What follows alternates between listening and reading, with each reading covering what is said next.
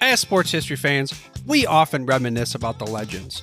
Willis Reed limping onto the NBA Finals court, Kurt Schilling's bloody sock, Kerry Strug's courageous dismount, and so many more. These moments often define sports history. But what about the countless injuries that did not become legends, or careers that were derailed due to inadequate care? That's where this episode's sponsor comes in. Introducing to you, ILP Sports Consultants, your trusted sports injury partner, available 24/7. Brian Maelli at ILP Sports Consultants has over 20 years of experience in the orthopedic and sports medicine industry, and he has worked with athletes across the gamut, from youth to amateurs, professionals, in almost every sport played in the United States of America, accommodating athletes at every stage of their career. This adaptability ensures that ILP services are perfectly tailored to your skill level, no matter where you are in your athletic journey. With ILP, you are in control. Choose the steps that matter most to you. Diagnosis, treatment plan, recovery, or the whole journey. ILP services are tailored to your unique needs. Rushing for care is a common pitfall, leading to future problems.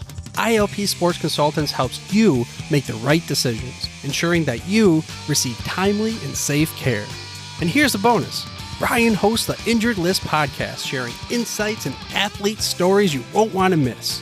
Whether you're a concerned parent or grandparent, or an athlete yourself seeking guidance, ILP Sports Consultants is your beacon of hope in sports injury management. Visit ilpsports.com today. That's the letters ilpsports.com.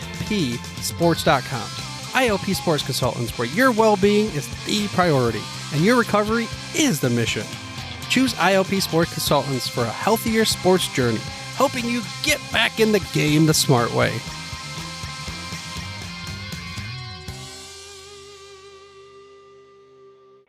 Blog Talk Radio.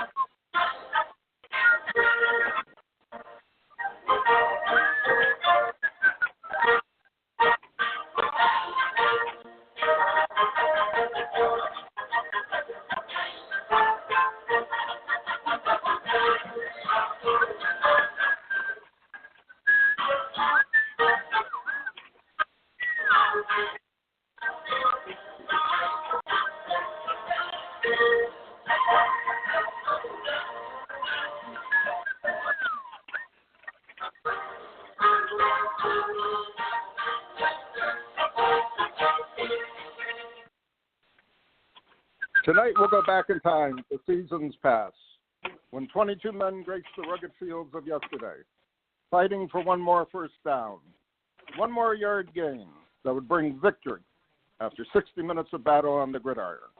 Tonight we'll explore the world of Gridiron Greats.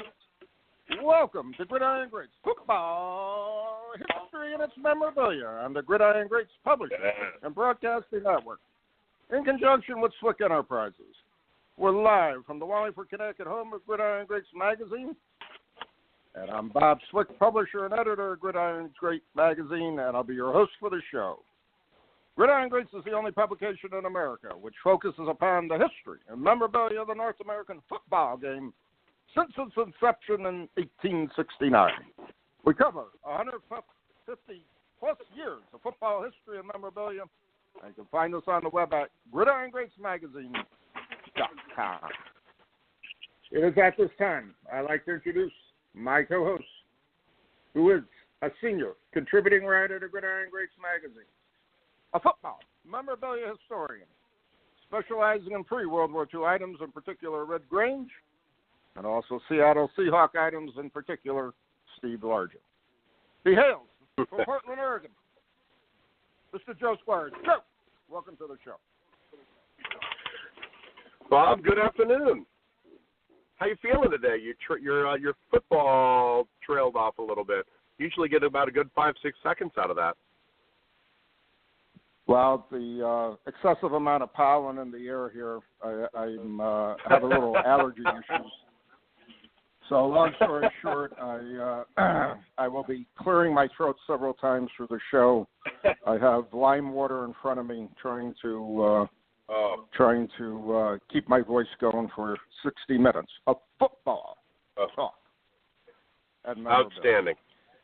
Hey, before we get started on what we were going to talk about, something came to my mind that I like to share with our audience. I'm sure everybody's aware of the show American Pickers, where two guys drive around the country and they basically pick different antiques and different pieces of items of collectible nature from throughout the country, amazing collections and debris and hoarding that they go through to find stuff. So a quick story I just want to share with the audience, and you, Joe, too. In the local Craigslist, I normally read the tag sale ads every week. So there was an interesting one this week which said,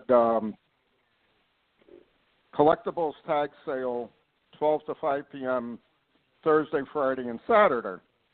Please email me first if you're going to attend, blah, blah, blah. So I emailed the guy. I said, I'd like to swing by on the way home from work. He said, sure, I'm here, blah, blah, blah. So I knew where the address was. I was on the way home, town over from where we were. So he says, walk in the back of the house and come through the Bilko door. So that's exactly what I did. I go down. Bob, I go down to this. Bob, I hope you guy's. I hope you told Brenda. I hope you told Brenda where you're going to be, just in case you got kidnapped. Oh, she says that all the time. She says, I can't believe some of the stuff you're just not fearful of anything. And I said, if you're going to do something like that, as far as I'm concerned, you're foolish to try it with me. That's all I got to say. So anyways, I walk into the guy's basement, and literally from the top of the ceiling to the bottom of the floor, he had all sorts of collectibles, cards, programs, magazines, records, comic books. You name it, he had it. And I think my mouth must have dropped to the floor when I walked in, and I had told him I'm only interested in football, and I prefer older football, 1979 and back. So I said, I'm the guy who, and he said, oh, yeah, okay, yeah. I pulled what I was able to find easily for you to look at. So in this room that literally had, from top to bottom, you name it, it was there. And he said he collected more baseball than anything else. He only had a little football. I go in, and it's about 50 cards in a pile. He shows me. There were some 1961 Topps football, a handful of 1971 Topps game football, like one or two 57s, one or two 66 Topps, a couple of Fleer Hall of Fame from the 70s, and a couple other odd cards, nothing out of the ordinary. Condition was everywhere, gem mint to VG. So I go through them, and I'm saying to myself, oh, what am I going to do with this now? And I really feel sorry for the guy because it looks like he's got a couple hundred years accumulation here he's trying to sell. So he was telling me, I'm retiring. I'm trying to get rid of all this. I'm moving, blah, blah, blah. I said, well, you got a lot of stuff to sell. He said, yeah, I know. That's why I'm running this sale every weekend for the next few months. So long story short, it reminded me of American Pickers. And I really felt bad for the guy, so I couldn't not make him an offer on the cards. So I said to him, well, what are you looking for these football cards? He says, I trust you. Just make me a fair offer. I know you got to resell them or whatever. Just make me a fair offer. So there were 50. I counted 52 cards. So I said, well, would you take $25 for them? Oh, yeah, that's more than fair. That's more than fair. So I gave him the 25, and I climbed up out of the Bilko door again, and I drove home. But it was actually a pretty interesting pick. There were a couple of the 61s were nicer shape than what I had in my collection, so I upgraded a few. And it was just what an experience. I think I was just in awe, just staring at everything there. How could anybody fit all that in a cellar? It just amazes me to no one. Amazes me. I feel good about the way my man came. I'm not sure if you looked, but did he have any largens? No, I did not see any Largent laying around, but I got two 1978 O.J. Simpson cards, which I will advertise for sale at the National. I know somebody will want to buy them, but it was funny. What an experience! He probably He probably had all the Largents in a safe in the back. I'm sure. I don't know. I can't figure out how you would walk in the back to get at him. That was the problem. So, you looked a little suspicious, Captain. If you'd have been a little calmer, a little cooler, he might have let you in back to see the good stuff. Hey, you want some Largent rookie gods? I got some stuff in the back. I got some Largent. He'll email me again. He said, I found a bunch of cards from the 1800s, but a couple of them don't have any names on them. I don't know if you would be interested in them. And he said there's some sort of tobacco card. I can't figure out what they are. By the way, anyway, Bob, perfect segue from the last show, where it's just like you keep waiting for some quarter to. Yep. I love it. Well done. Yep. I'm too organized to be a hoarder. I'm that guy who, about every year and a half, 2 years, goes through my collection, and just goes, nope. I know I've been working on collecting a 52 Bowman small set for like 6 years, and I'm 80% of the way through it. You know what? Nah, never mind. That doesn't interest me anymore. Let's sell that off. I'm just that guy. I lose interest, and I just. Yeah. But that's why I'm kind of happy with myself. Oh. But I've always lost interest in, and I put it together 3 different times, never finished it. It was the 35 Chickles. I just gave up on them. I just got tired of it. I couldn't see spending $300-400 on a GBG common high number. You know what I mean? It just wasn't worth it. Just wasn't worth it to me. So blasphemy. It's just I can't do it. That's it. But anyway, call yourself the ambassador of football, and you can't put together a Chickle set. Oh, Captain. All right. But we are in another trimmed graded card crisis. And I'm going to hand off to you, Joe, and pull us up. It's so depressing. And the irony of it all, just you trust these third-party graders to be looking at cards. And I've mentioned before, my love-hate relationship with the 48 Leaf set, and just I'm enamored by the set, and I love it. And just at some point, I began to realize trimmed cards were slipping by, the graders at PSA, and you start seeing obviously trimmed cards, getting holdered as PSA 8, and they're just the minimum width and height, 50 millimeters by 60 millimeters. 60 by 70, just not happening. It's just depressing. And then every once in a while, somebody will point out another card that's for sale, and it just kind of makes me shake my head. But apparently PWCC had some trimmed cards up for sale. Somebody talked about them, and then they got pulled. And they were newer cards, too, apparently. There were newer. I think one was Tom Brady or a few Tom Bradys or whatever. Yep.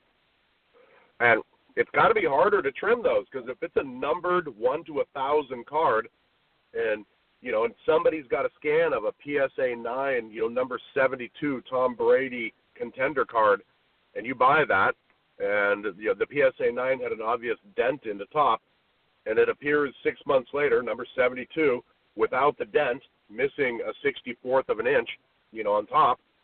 And it appears in a PSA 10 holder. It's pretty damn obvious it's been trimmed. But the problem is there's no recourse for that. You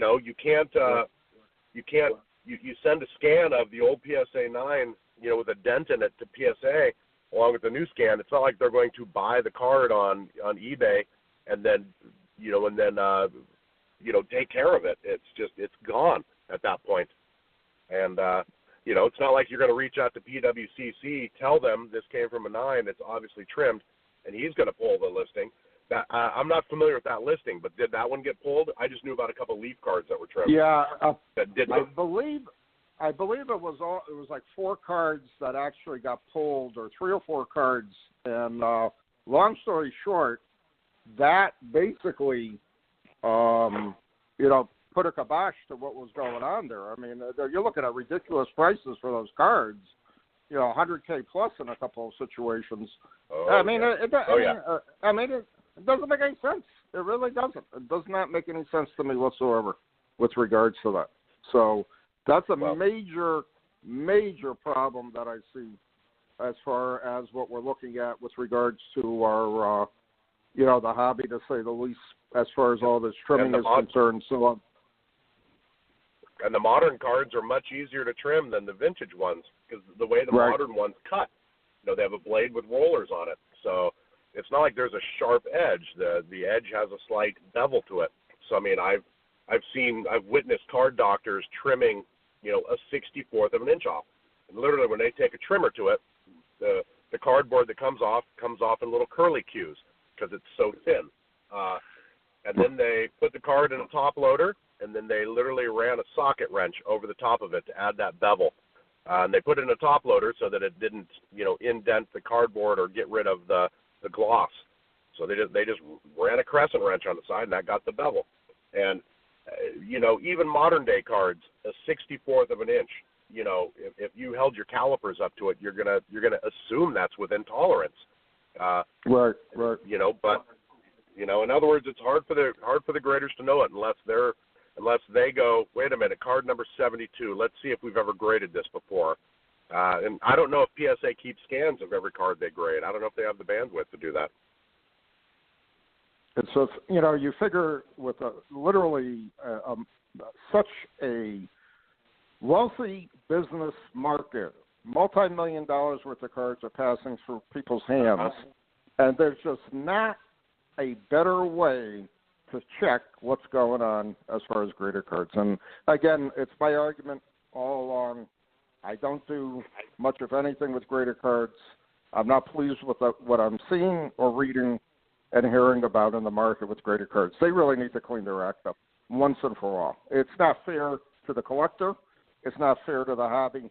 And it's not, most of all, it's not fair to the unsuspecting individuals who are putting out this kind of money to buy a trimmed card in a supposed special grade or high grade holder. Yep. It's ridiculous to me. Totally ridiculous. It just bothers me to no one. But what do you expect for a $15 to $20 grading fee? I mean, they can't. Right. I would imagine there's just not enough time to scan each card, keep a database of each thing, and then if you do get a numbered card like a Tom Brady 72, number 72 contender, I mean, how do you go back and check your beta database to see if you've ever graded card number 72? It's not enough. I mean, and will the market bear, a sliding scale for grading where it's like, all right, a normal card, if you want to send in a 2005 Donruss card, I mean, it's $15. If you want to send in an incredibly valuable card like a 1977 Steve Largent, I mean, that's $100. I mean, just a sliding scale, just for a little more objectivity, to a grade. I don't know. It's I tend to slab stuff nowadays just to protect it, and to label it for future. Not for grading. I'm not after a PSA 10 Red Grange ticket from a game in 1925. I'm just after getting it slabbed so it doesn't get damaged and lost. Right. I hear you. All right. Our special guest is here, and I'd like to introduce him. He has an incredible collection of over 8,000 Pittsburgh Steelers cards and memorabilia items. His collection will be featured in the summer national issue of Gridiron Greats magazine as our super collector. Yes. He hails from Idaho. I'd like to welcome to our show Mr. Michael Herman. Mike, welcome to the show. Hey, thanks. I'm enjoying your conversation so far. I just hope that your other guest won't hold it against me that I'm a Steeler fan. Sometimes Seahawks fans out here are a little resentful of the Steelers, but... I've got notes jotted down, Mike. Don't you worry. Okay. I still, to this day, Pittsburgh Steelers. To this day, I still spell Pittsburgh Steelers Stealer. Oh man, that's Mike, pretty much the consensus out here. Let's start off by asking you and telling our audience, how did you become a fan of the Steelers and how you started collecting Pittsburgh Steelers cards and memorabilia? Well, did you lose a bet, Mike? What's that? Did you lose a bet? No, I didn't lose a bet. Had to become a Steeler fan? Okay. No, I was actually born into it. I was born like 25 miles northwest of Pittsburgh in a town called Monaca, Pennsylvania.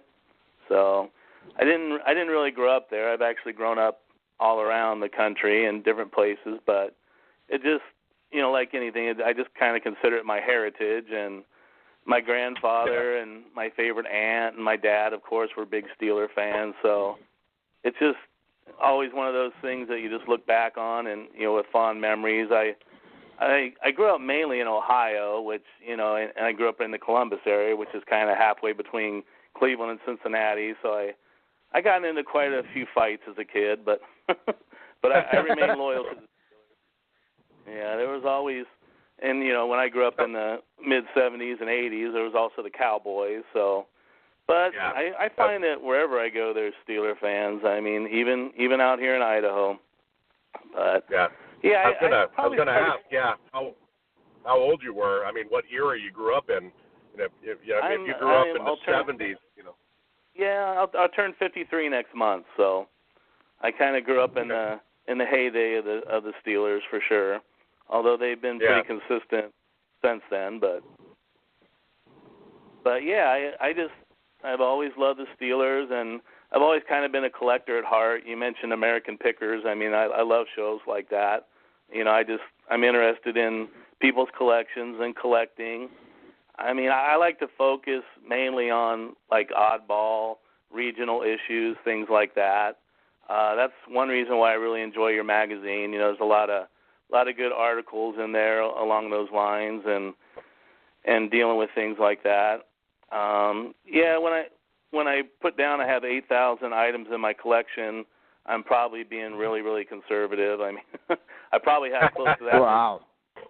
I probably have close to that many just football cards, not counting everything else. Right. And it's funny as a collector, I can remember even where I got a lot of those stuff, even as a child. I can still remember where I accumulated part of my collection and stuff. Nice. Do you just collect Steeler stuff, or any other teams or anything? I used to collect everything, but I sold off a lot of it just to kind of support my habit. Occasionally, I'll pick up some pirate stuff, and like I said, I really like the oddball stuff. So if I see something, like recently, I saw some Burger Chef cards, and they were actually Cincinnati Bengals. I couldn't resist the price. I thought, that's such a rare regional thing. So if anybody comes over, I'll just hide them somewhere. But yeah. Don't worry. A couple of years from now, Bob will be in your basement, stepping through a Velcro, door, looking at your stuff. Yeah, it would take a lot for me to spell, but unless it was a double. Another 5-6 years of the Steelers not winning, and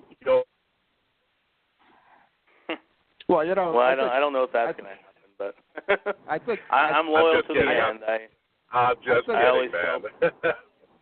I always tell people if they never win another game, they're still my favorite team. I just don't like people jump from team to team, Totally. I think teams that are hot for periods of time obviously will gain new fans, but a lot of them are fair weather fans, and you really look at hardcore collectors, like somebody like you with the Steelers, me with the Packers, Joe with the Seahawks. There's a lot of lean times, there's a lot of good times. So, if you're a fan, you're gonna ride out the storm no matter what it is. And I can, I look back the '60s for me when I was young growing up. The Packers were the team, and I also had the local flavor of Bob Soronsky, who was from Derby, Connecticut, and the local New Haven paper would literally every other day had an article on Soronsky or the Packers or whatever, which was cool. So it really, really sparked my interest with the Packers. And at the same time, Broadway Joe Namath was becoming big with the Jets. So that added a lot of flavor to it at the same time, and the rivalry between the two leagues, so on and so forth. But I really think there's a lot of fair-weather fans, and there's the hardcore fan, and I'm more worried about the hardcore fan than I ever be with a fair-weather fan, to say the least. Like my grandfather the NFL was had a... Oh, go ahead, Mike.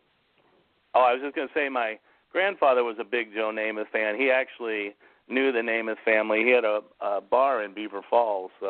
And one of my uncles, he played football against Joe Namath and baseball. He said Joe was a great baseball player. Mm-hmm. Wow, didn't know that. NFL, 5-6 years ago, had a the top items that sell on their website, for teams, and they refer to it as the Big Five. There are 5 teams that are far and away the number one most followed teams, in the country, and it's always consistently the Cowboys, the Steelers, the Packers, the Raiders, and I think the last one was the Patsies, but I don't remember. And it's just there's people who flutter in and out of liking a team, but then there's the stalwarts, and a lot of it's in that that Midwest where it's just you're born in the area, you watched your team, you rooted for your team, and you are a fan. You are a lifelong fan. I'm a lifelong Seahawks fan. I mean, my parents had season tickets in 1977, and I went to my first game when I was 9 years old. And it's I mean, So I'm kind of in the same boat as you, Mike. I do have to agree with you. If there's one guy that I respect in the NFL that wasn't a Steeler, it'd be Steve Largent. I think he's definitely a class individual and a good football player. All right, man, you got me. Maybe you'll I had about my 4. Damn it! I had about 4 more jokes lined up. Never mind. I'm going to cross those off. All right. I got one. I got one for you, Case, but now I can't make fun of you anymore. Shoot. All right. It's kind of weird. I've just bumped into my first classy Steeler fan. All right. Oh wow. I'm kidding. You complimented my childhood hero. You know why Spokane can't have an NFL franchise? Because then Seattle will want one. Oh, shoot. Wow. And you're in Idaho, so you're really close to Spokane there, so that's not bad. I'm in Portland, Oregon, so we're not too far away, Mike. Not too far. So we could just sit here and trade, football insults the whole show. I think, I think we got enough. But we don't want to do that. So. No. Mike has chosen the high road. He went classy. He gave a compliment to the Seahawks great, Steve Largent. So I'm good to go. I'm happy. All right. Mike, you collect Steelers stuff. We always have this question. It's out of 8,000 items, and you mentioned mostly just football cards. What are your top 5 items in your collection that, if there was a fire, you would grab before running out of the house? Well, the first 2 I think are definitely easy, but the rest of them, there's how do you pick a favorite child? But I would say my number one favorite item, I would say I have a autographed Art Rooney Christmas card that somebody had given me, a friend of mine had given me, and I don't know, I don't think there's a more classy individual that ever lived in the NFL than Art Rooney. I really admire him. Those commercials, the talkies, I think he's the original most interesting man in the world. The things he did and in his lifetime, the things he accomplished. I mean, he was a Olympic level boxer. He was a semi-pro baseball player. He got scholarship offers for football. I mean, and he owned the greatest franchise ever. So, how can you go wrong? Classy guy. You're absolutely right. Yeah. One thing, I have several books about Art Rooney, and one thing that really impressed me are stories about his funeral. How the Steelers and the Raiders definitely were arch enemies, especially in the 70s. And, anybody who knows anything about Al Davis knows that, he's definitely a person that could have held a grudge. But, Al Davis was at Art Rooney's funeral. I mean, that to me just speaks of the classiness of the man. He was just so well respected and so well loved. I mean, and I definitely know the autograph is authentic without ever getting it, authenticated, just because he's not the kind of person that would have somebody signing an autograph for him. So I would definitely say that's my number one favorite item. Rooney helped a lot break the color barrier in the NFL too. So. Oh yeah, definitely. I mean, he treated everybody. He treated everybody equal. Another thing that he would do that a lot of people would never even think of doing is he even took members of his grounds crew to the Super Bowl. I mean, what owner does that? Right. I mean, these are people that work on the field, and he would randomly take members of the grounds crew to the Super Bowl so that they could experience it. Definitely a classy individual. How'd you get that card? From you said it's a Christmas card? Yeah, it's a Christmas card. I think without going in the room and checking, I think it's probably it's the early 80s. I think he died in 88, if I remember correctly. So it's an early 80s Christmas card. So very cool. Just somebody gave it to me. A lot of things in my collection have been gifts. I would say my next favorite items are my Steeler Topps Mexicans. I mean, that was one set that was awesome. Pretty hard to put together. That's a toughie. Yeah, and again, you guys were talking about graded cards. I mean, some of them are graded, but that's not really important to me. I just wanted to have the cards. I mean, I'm a collector. I'm not looking to resell them. And I worked quite a while, bidding on them, and a lot of them I would lose and stuff. But I got a hold of a guy who had completed a whole set of the Topps Mexicans, and he had doubles and everything, and he sold me a few at reasonable prices, which I thought was really cool. So that's probably nice. Those are probably my two favorite. Wow. I wrote down a couple. What's that? Those are tough. Man. Those are tough. Yeah, anything about Mexican. Another item, probably my favorite all-time Steeler is Terry Bradshaw. So I got a lot of different Terry Bradshaw items in my collection. I just recently was able to get the St. Louis Market Com Terry Bradshaw, which I had been looking for quite some time, and I'd never even seen offered on eBay, but I saw it a few months ago, and I was able to get that at a pretty good price. So I have the Sears Roebuck, which is kind of rare too, because of the NFL strike that year. They basically discontinued them, but some of them got out into circulation, and then I have the regular one also. So, another couple things that I found recently, just trolling eBay every once in a while, you discover stuff, but I found some 1972 DEA posters, and the first one I got, Frenchie Fuqua, who's another one of my favorites. Not really sure why, other than Immaculate Reception, but the first football card I ever remember acquiring was a 1974 Frenchie Fuqua, and I just randomly found it, as a kid, and just kind of stuck in my mind. And then I also have the Andy Russell 72 DEA poster, so. Great. Those are, something I've been working on, trying to find some information about. I do believe I've seen pictures of a Terry Bradshaw one and also a Joe Green one, but I've never seen them offered or anything. So. Yeah, that's an interesting oddball set. That's an interesting oddball set. And when you had mentioned it in the article, I went back into my notes. I have nothing on it. I know I've heard of it, but I've never actually seen them.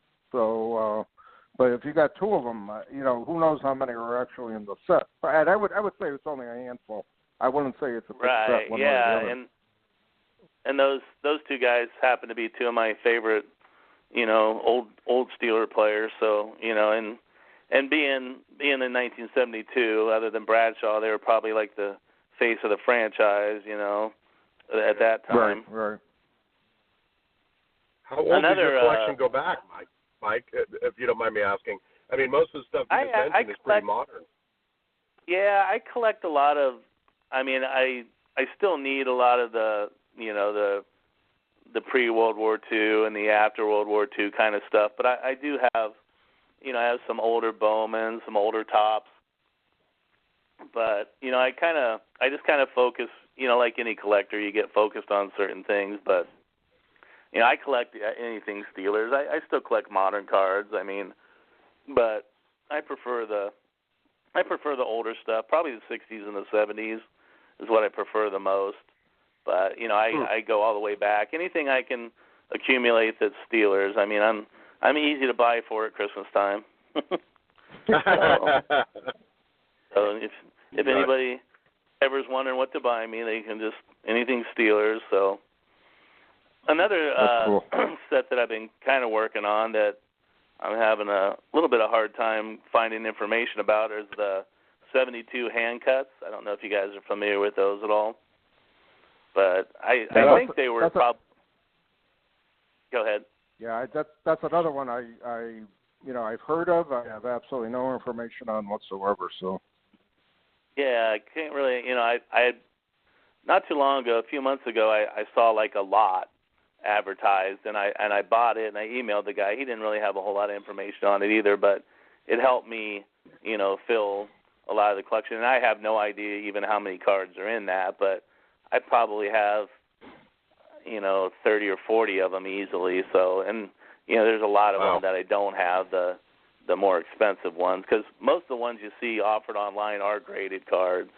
But I was able to get a pretty good sized lot of ungraded ones and doubles and stuff. So I just think those are real interesting because that's a real interesting time in the Steeler franchise. Right before they started going to the Super Bowl, and there's players on there that I've never seen or heard of, and I consider myself a pretty good authority on the Steelers. I mean, I definitely read everything I can get a hold of, and I've been collecting for a long time. So I'm interested in those, Also, I just recently completed my 1974 WTAA 8x10 poster set. I don't know if you guys have seen those. Yeah, yep. I looked really hard for the Ray Mansfield one, and I finally found it.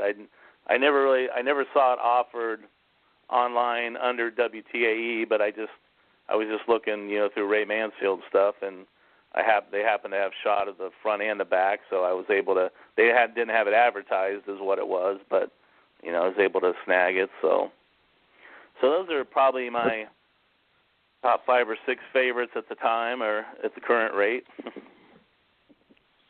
Well, tying that up, what's on your want list right now, if anything that you're looking for? Do you have a priority want list, or just generalized, or whatever?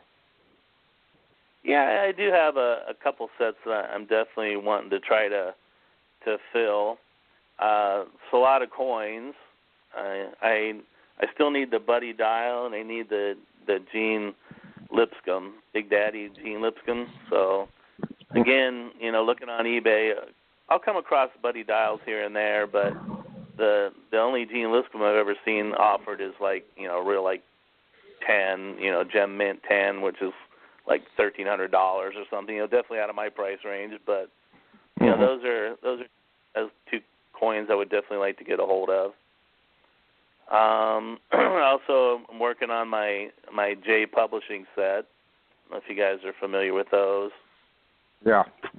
Those seem to be, certain years seem to be more plentiful than other years, and then it's always the classic question, well, how many were actually issued by the team? Was it 10, 12, 15? Right. That kind of situation. And because it was a J Publishing set, it could be 10, it could be 12, it could be 15. Years later, collectors found 1 or 2 that weren't, were never in the original set, blah, blah, blah. And, how did they get out to the market, so on and so forth. So those could be a tough set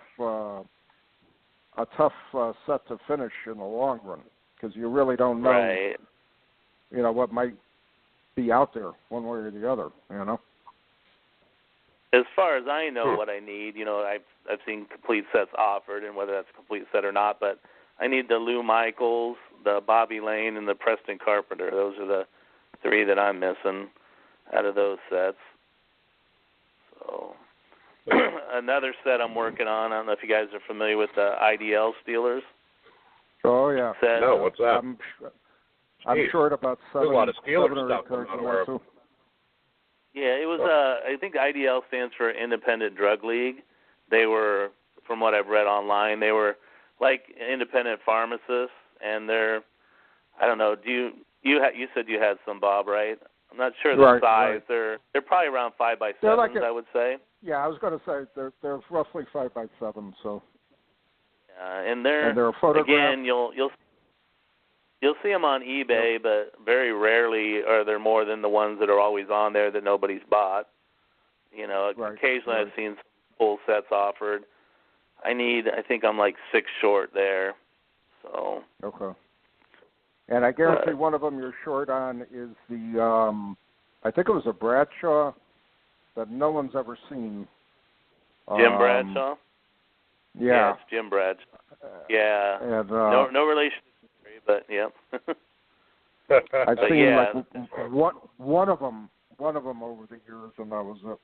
And that for whatever reason, I don't know if it was pulled, never distributed. Who knows? I don't know. About that is one. It's a tough ones I need. Yeah, I think I got written down. I need the Lou Cordialone, Buzz Nutter, which I have seen, John Rieger and Mike Sandusky, and Dick Hoke, which. Okay. All right. Which is those are pretty much what a lot of people are looking for. Yep. Yeah, occasionally you'll see a full set offered, but yeah, it's very rare that you'll see very many different individuals. Like the Ernie Stodner and the John Henry Johnson, the 2 stars out of that set, you see all the time offered, but as far as the rarer ones, they're the harder to find. So. Mm-hmm. All these years of collecting. Oh no! Oh, sorry. Go ahead, Mike. Go ahead. What were you gonna say? Another set you're working on. What do you got? Well, I don't. It's not a big set. I don't know if you guys have seen the Frozen Coke, the Ices. I think they were put out in '72 also. Yeah, right. I have the Frenchie Fuqua and the Andy Russell, of course. The only one I don't have that I know of is the Terry Bradshaw, and of course that's the big money shot there. But that's definitely what I'm looking for. So from what I understand, I think they were put out in the Miami area, if that's right, just like a very regional type set. Yeah, it was definitely a regionally distributed set, and it had very, very poor distribution in the region. So they are exceptionally difficult to find. Again, all the shows I've been to over the years, and I've seen maybe 1 or 2 of them over the years, and that's it. I really haven't seen much. And then, a place like a show like a National, you're still going to be hard-pressed to try to find anybody who may have them. And if they do have them, they know what they got, so it's going to be a good chunk of change to buy anything. Yeah. But it's interesting set.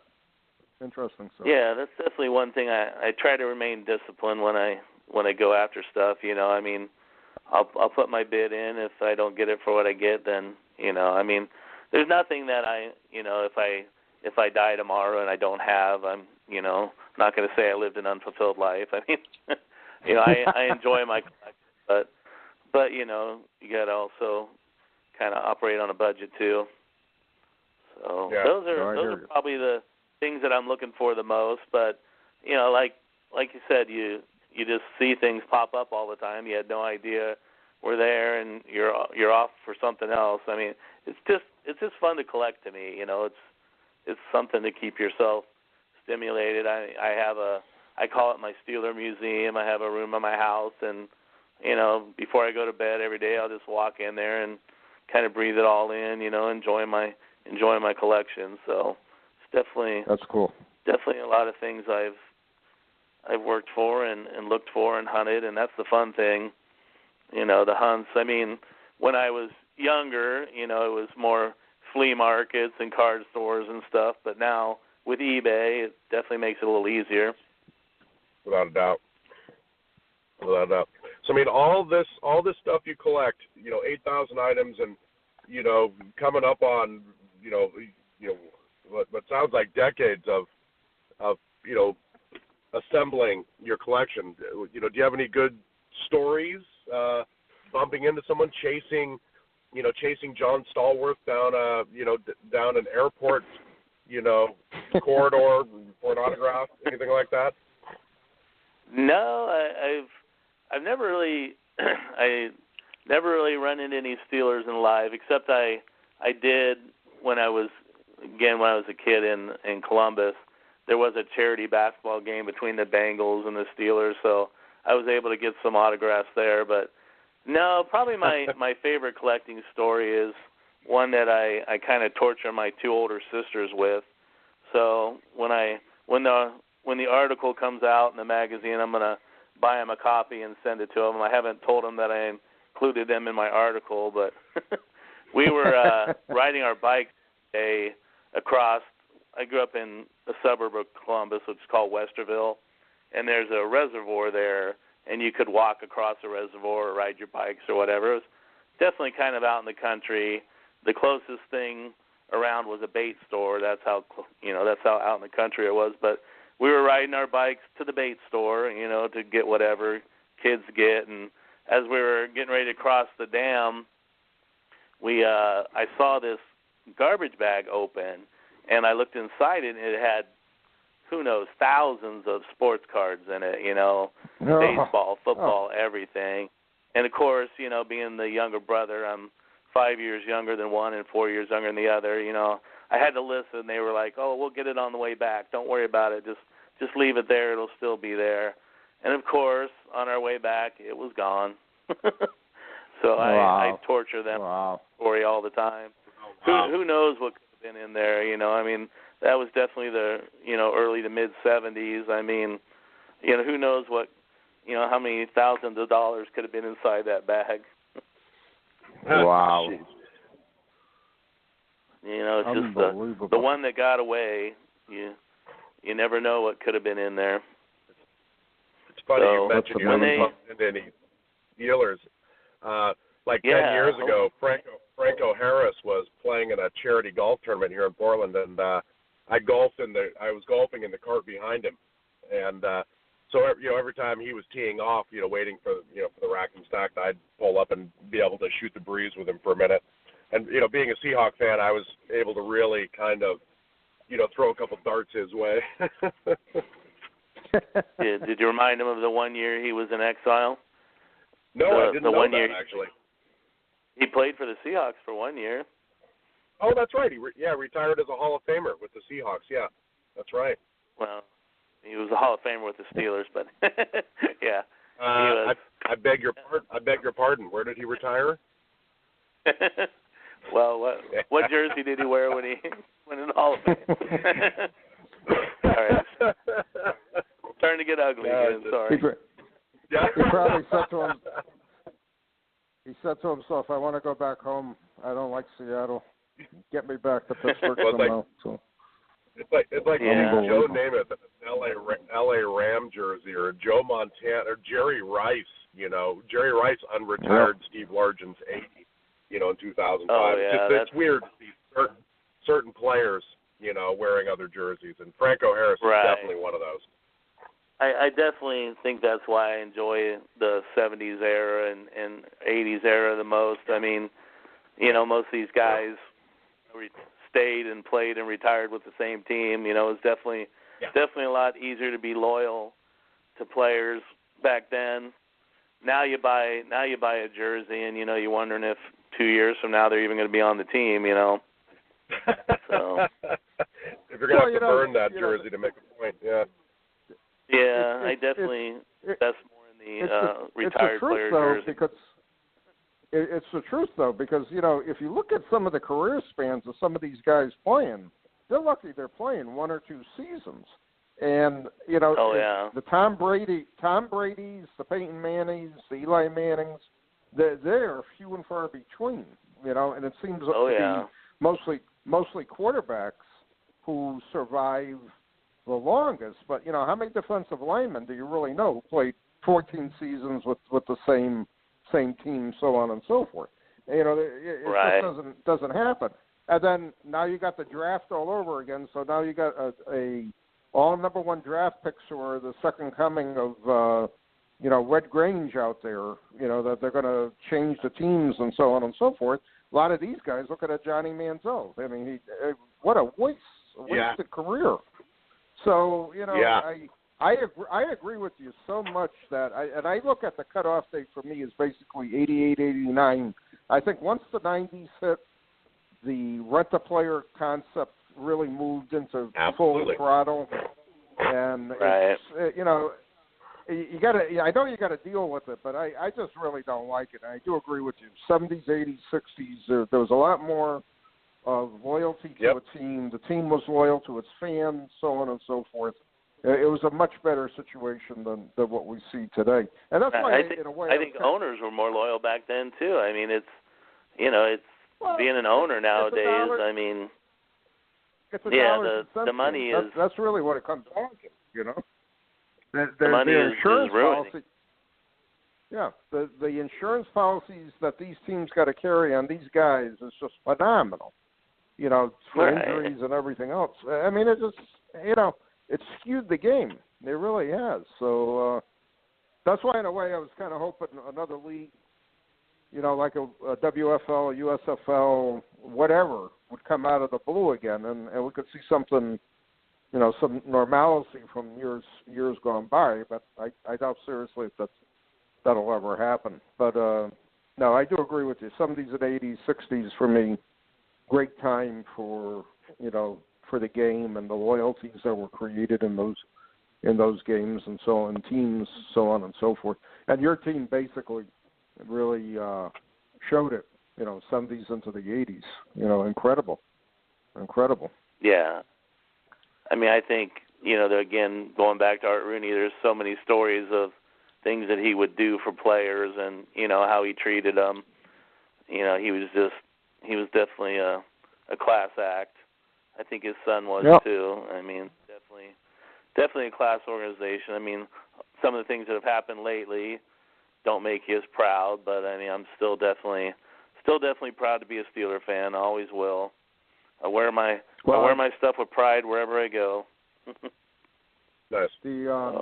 All the issues with the Packers over the past season with McCarthy going and Rodgers, with the Rodgers issue, the articles that came out, and I talked to a bunch of my contacts while that whole period was going. I had heard that the article was coming out, and I was getting debriefed on it, and I was told, make sure you're sitting down when you read this thing because a lot of the stuff we said is true and even more.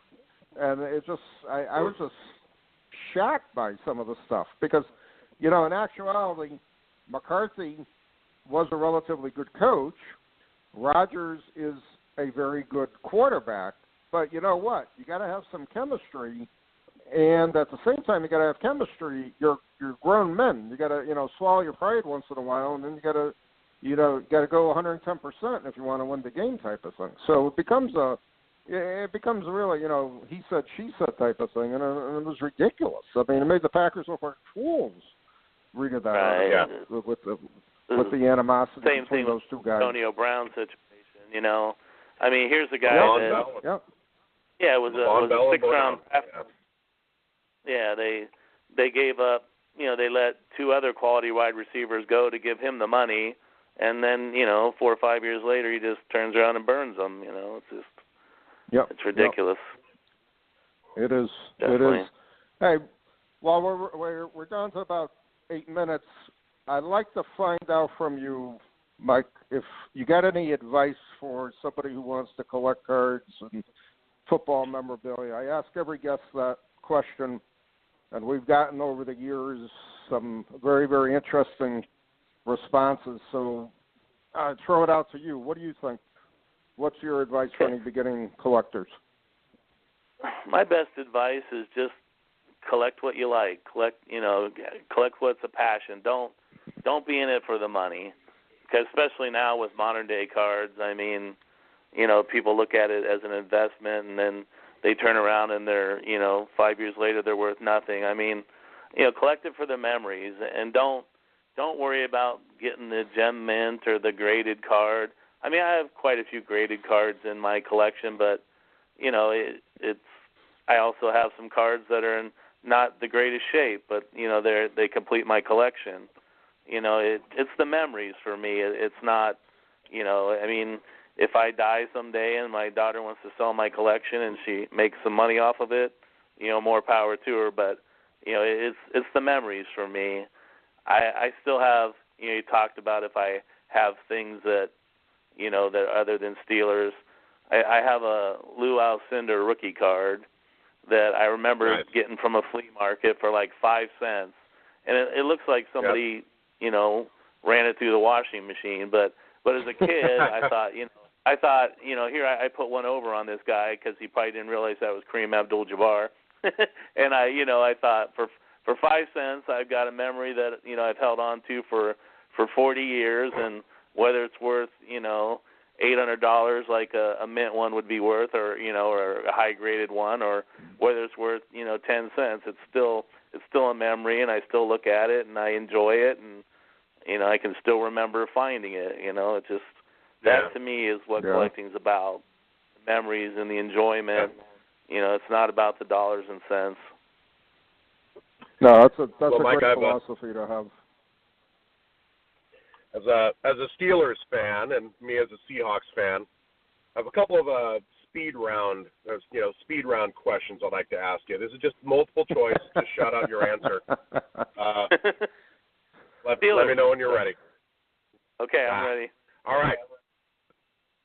right. Terrible Towel or 12th Man? Terrible Towel. I would disagree with you on that one. All the proceeds go to charity. That's actually pretty cool. I didn't know that. All right, let's move along here. Okay. Next question. Chuck Noll, even though they get confused a lot of times, even though Chuck Noll was definitely a better coach. Yeah. No, kind of. I would agree with you on that one. Even though, I would agree with you. Okay, you ready? Number 3. These are getting a little more complicated. Okay. Legion of Boom or Steel Curtain? Oh, Steel Curtain for sure. But I do like defense. I will have to say I like the Legion of Boom also, but Steel Curtain for sure. I don't remember the Steel Curtain shutting out another team 55-8 in the Super Bowl, but all right, we'll go with your answer. I seem to remember them going 9 straight games and giving up 27 points though, total. But That's true. That's true. Spoken like a loyal Steelers fan. How few football people know that the Steel Curtain gave up 27 points in 9 games. That's pretty cool. Good stat, man. I like that. All right, last one, and this one's worth 5 points for whatever that's worth. Lynn Swann or Steve Largent? Oh gosh, Lynn Swann just the gracefulness, but Steve Largent had a better career. I don't, the numbers are definitely different in the 70s passing wise, but as far as body control and grace, I don't think he can outdo Lynn Swann. But as far as a human being, I don't think he can outdo Steve Largent. So Mike, that's a close you're correct. You're correct. It was Steve Largent. Steve Largent was the correct answer. There goes my chance to get a Lynn Swann autograph, but. No, we'll work it out for you. No, don't worry about it. All right. Nice. Thanks for having a sense of humor. That's it. That's all I got question-wise. All right. All right, we're almost out of time. We're almost out of time, Mike. I really appreciate you being on, and I know you're looking forward to the next issue of Gridiron Greats, which will be our summer national issue, distributed the last week of July, and also at the National Sports Collectors Convention, which is going to be in Rosemont outside of Chicago, Illinois, from the 31st to the 4th of August. So thank you for being on. I'm sure we'll be in touch beforehand. and right. some great memories about the Pittsburgh Steelers. I thank you for sharing them with our audience today. All right. Well, thanks for having me. Thanks, Mike. You've been great, man. All right. Nice talking to you.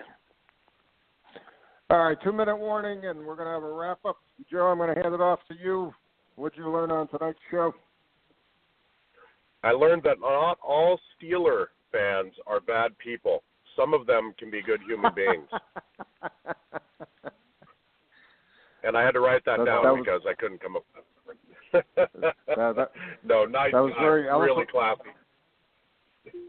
Yeah, seeing Glad I his, could oh, Mike, you're great.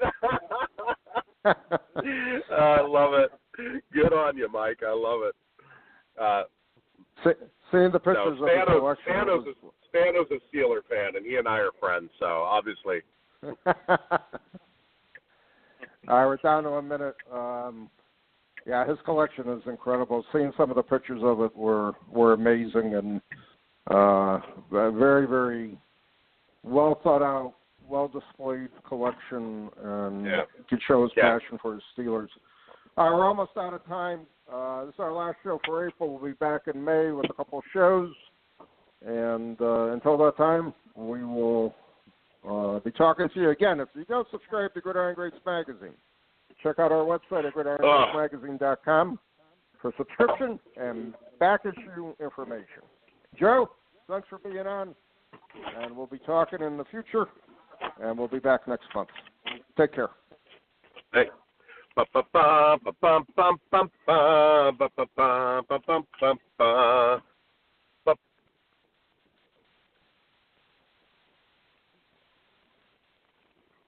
Hey there, sports history fan. This is Arnie Chapman, aka the Football History Dude, and I wanted to thank you for stopping by to listen to another episode here on the Sports History Network.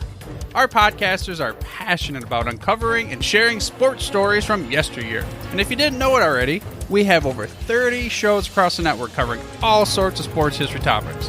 In fact, here's a glimpse into one of our awesome podcasts here on the network. Each week, the official Football Learning Academy podcast will take you deep into the history of pro football through interviews with players, coaches, or administrators in the NFL, as well as interviews with Pro Football Hall of Fame selectors, authors, and historians. You'll learn how the game evolved and important moments that shaped the sport into what it is today. And don't miss the Pro Football History Nugget of the Week. Listen to the official Football Learning Academy podcast on the Sports History Network. How about that? I bet you're super hyped to go listen to that new podcast, right? Well, to learn about this show and all the other podcasts on the network, head over to sportshistorynetwork.com/podcast. Again, that's sportshistorynetwork.com/podcast. Head over there today to find your next favorite sports history podcast.